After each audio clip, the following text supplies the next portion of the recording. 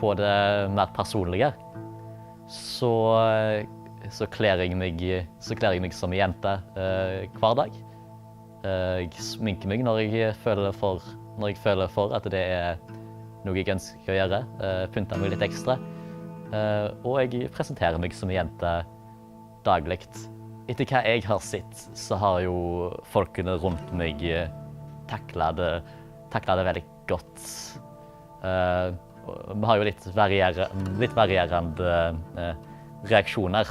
Mange av de har jo vært veldig åpne om at det er en weird ting å være nødt til å tenke på meg på denne veldig annerledes måten.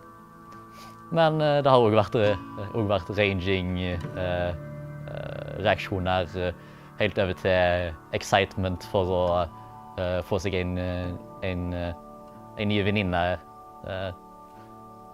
Og jeg vil si at det har vært overveldende positiv feedback jeg har fått fra de menneskene jeg har kommet ut til. He's bad. He's a bad guy. Yeah, but well, so all the cards. I'm gonna check. I'm gonna check. I'm more rich. Selv om prosessen av å komme ut og transitione ikke alltid har vært den mest smooth, jeg ønsker ikke å ta tilbake noe av det.